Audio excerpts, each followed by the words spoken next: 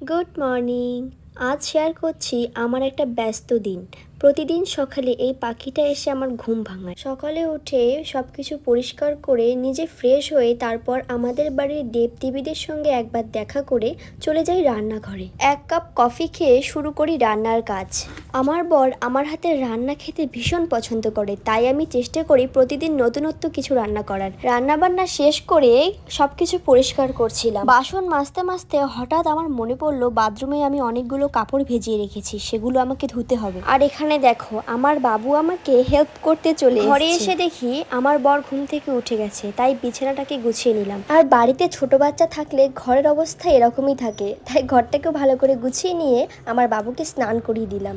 এরপর বাচ্চাকে এবং বাচ্চার বাবাকে খেতে দিয়ে দিলাম। তারপর আমার এই ছোট্ট সোনাটাকে ঘুম পাড়িয়ে রেখে আমি রেডি হয়ে চললাম আমার কাজের উদ্দেশ্যে।